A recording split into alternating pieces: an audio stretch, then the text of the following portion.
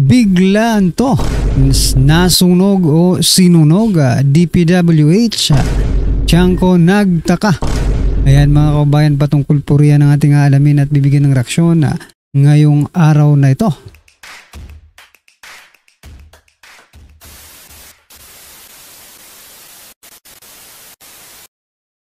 Pero bago natin simulan ito mga kabayan, sa mga hindi pa po nakapag-subscribe sa ating munting channel ay pa-subscribe naman po.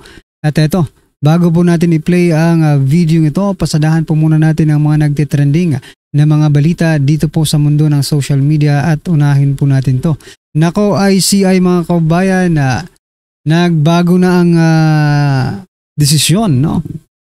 Kung noon ay hindi nila ila-livestream dahil nga po sa request ng taong bayan, eto ang balita mga kabayan, no?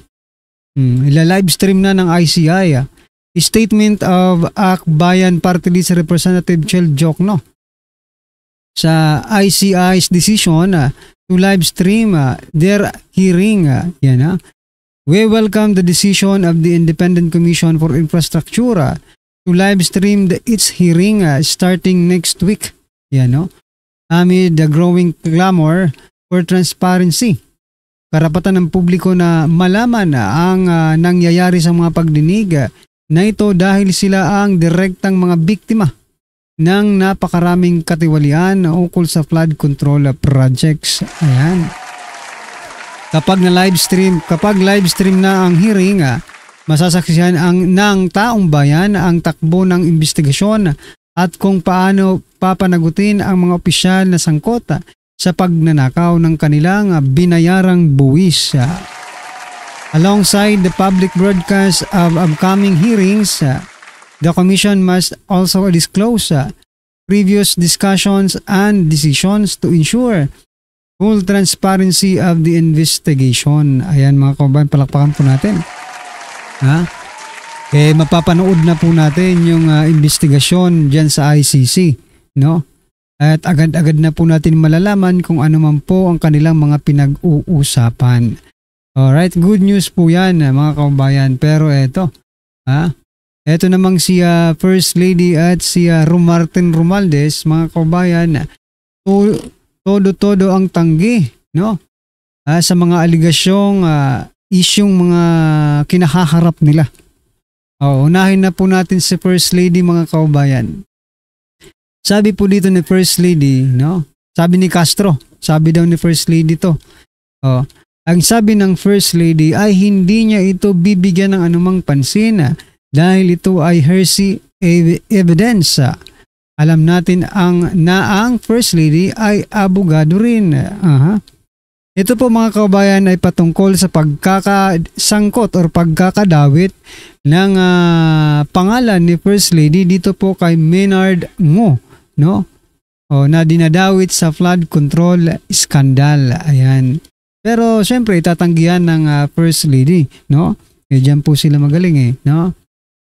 Sabi po dito ni Castro, alam natin na ang First Lady ay abogado rin. Oo nga no, ikaw nga Castro, abogado ka rin no? Pero ang tanong, pinaniniwalaan ka ba ng taong bayan? Depende yon, no? Depende yon sa track record ng isang abogado, di ba? Depende yon sa prinsipyo ng isang abogado, mga kabayan. Kung ikaw naman ay abogado at nababayaran, wala tayong magagawa dyan, Walang maniniwala sa'yo. Tulad dito kay Castro, di ba? Abogado rin ito Ano po ang inyong masasabi dyan? At eto, si Martin Romualdez naman mga kabayan, tumanggi rin. Sabi niya po dito, unfounded, malicious. Romualdez denies link to British Swiss convicted of 1MDB fraud. Ayan na. Former Speaker Martin Romualdez unequivocally denied reports linking him to convicted fraudster Swiss-British national Patrick Mahony, denouncing them false and baseless. May nakakita nga po sa inyo no, na magkasama raw kayo. So, ayan, no? Pag sila mga kabayan, no, baseless agad, ba? Ang mga akusasyon sa kanila, no? ah, sabi pa, hearsay evidence, sabi dito ni First Lady Lisa Araneta Marcos, no? So hearsay lang pag sila po ang may issue, no? Tapos malicious and false, no? Kung sa Romualdez naman, mga kababayan. Pero pag Duterte, anong sasabihin ni Castro? May ebidensya po tayo kahit wala. Yeah. Well, anyway, taong bayan naman ang huhusga, no? Hindi tayo, kundi tayong lahat ang huhusga. So ano po ang inyong nakikita dito, no? Sila ba ay nagsisinungaling, no? Ito na lang, nagsinungaling na ba sila minsan sa taong bayan, no? Para hindi natin paghinalaan na sila po ngayon ay nagsisinungaling. Yan na lang po, mga kabayan, no? For example, si First Lady, nagsinungaling na ba siya? If she's not lying, no? How about the President? Is the President lying to the people, no? At saka itong si Romualdez. Nagsinungaling na ba si Romualdez sa taong bayan? Di ba? Ano po ang inyong masasabi dyan, mga kabayan? I-comment nyo na lang. At eto, last na po natin pag-uusapan, tapos i-play na po natin ang video. Kaugnay po sa sunog sa DPWH. Sabi po ng DPWH Secretary na nangako na walang nasunog na dokumento sa kanilang opisina na may kinalaman sa flood control. Ayan. Depensa agad si Dizon, no? Nangako ang DPWH na walang nasunog na dokumento sa kanilang opisina kaugnay sa flood control projects anomaly. The DPWH confirms that no documents, yan in English lang mga kaubayan. Ayon pa sa kanila ay ang nasabing opisina ay walang hawak na dokumento na may kinalaman sa flood control. Ayun nga, paulit-ulit yung balita, no? Pero hindi maiwasan ng taong bayan, no, mga kababayan, na isipin na yung pagsunog dito po sa opisina ng DPWH will do something about the flood control anomalies. Kaya nga, mga kababayan, si Representative Toby Chanco parang nagdududa kung nasunog ba talaga or sinunog itong DPWH office, no? So ito, mga kababayan, pakinggan po natin ang video ito at bigyan po natin ng reaksyon. Ito na po. Magandang araw, mga kaibigan. Magandang araw po. Bigyan natin ng reaction, opinion ngayon itong post ng MDTV channel tungkol ito sa pahayag ni Congressman Toby Chanco yung pagkasunog ng DPWH office. Parang duda siya. Sabi niya, DPWH Research Building, nasunog o sinadyang sunugin? Ayan na. Nakakapagtaka naman ata, kadami ng masusunog yung panggusali na imbakan ng mga files ng DPWH. So paano na siguro ni, di ba? Sabi ni Dizon, di ba? Walang nasunog daw na files regarding sa flood control anomalies. Iimbakan pala yan ng mga files, no? So there is a possibility na meron talagang sinadya ito, for example lang, sinadya ito dahil nandun yung mga files, O kung ikaw ngayon ang tatanungin, mga kababayan, kasakasagsagan ng investigasyon ng flood control anomalies. Tapos yung files ng DPWH ay masusunog. Nako. Ito base on my opinion lang. Klaro niya, opinion lang niya ito. Hindi kaya gawa ito ng mga sangkot sa flood control para mabura lahat ng ebidensya.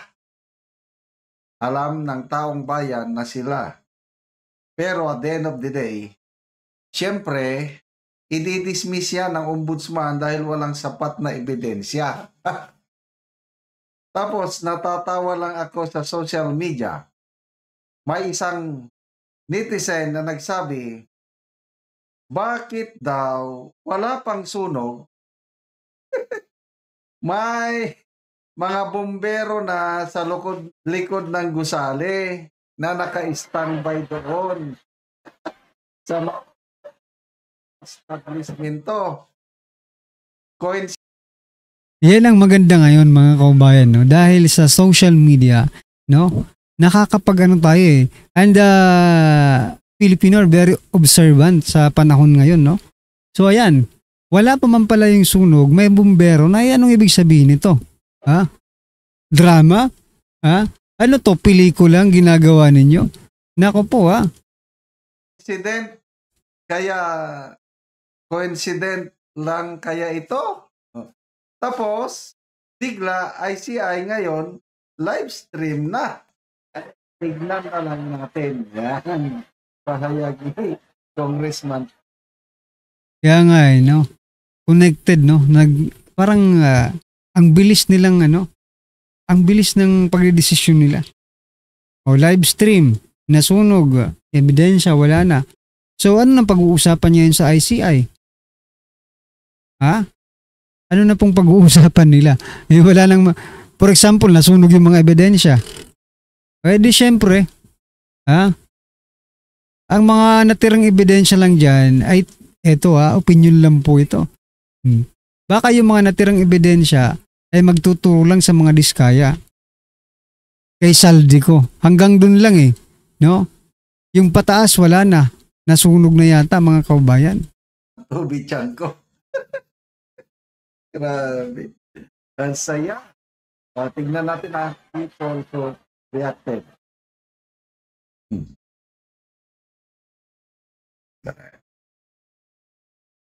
Ito. People who reacted, 9,500, 4,100 like. Like nila yung comment ni Congressman Tiangco. May tumatawa namang 4,000. Tinatawanan siguro yung pagkasunog ng building. Ito yung mga comments. Or Rosette. Very obvious, orchestrated, and well planned. I remember somebody said this, leave it to me, I'm good at it. RC Antonio, very obvious naman na sinunog yan. Dave Mantel Notes, di ba? Anne-Marie Abugadi, truth will always come out, we cannot hide from him up there. Correct. Mayroong nakatingin sa atin. Kahit ano pang gawin ninyong pagtatago. Siguro, sa court of law, batas sa lupa, makakaligtas yung mga buhaya. Court of public opinion, hindi nyo na mababago. Marami ng taong bayan nyo na tingin nito, ang investigasyon na ito is, sarswela. Yun nga. So yun mga kaubayan, no? Maging observant pa po tayo. Tayo pong mga taong bayan, no? Tulad po ng kanina, sabi na nandun na pala yung may nakapansin, di ba? May nakapansin na nandun na pala yung mga bombero 2 hours before the sunog. Ibig sabihin lang nito mga kaubayan, no? Ay, nagtambay lang ba doon? Nagtambay ba doon yung mga bombero? Tapos agad-agad naglabas ng statement si Remulla na NBI, BFP, kayo na ang bahala, imbestigahan nyo yan, di ba? Parang coordinated masyado po yung galawan. Anyway mga kaubayan, ano po ang inyong opinion, reaksyon patungkol po sa video ito? Comment nyo na lang po sa baba. Maraming salamat po. Please don't forget to like the video. Maraming salamat po.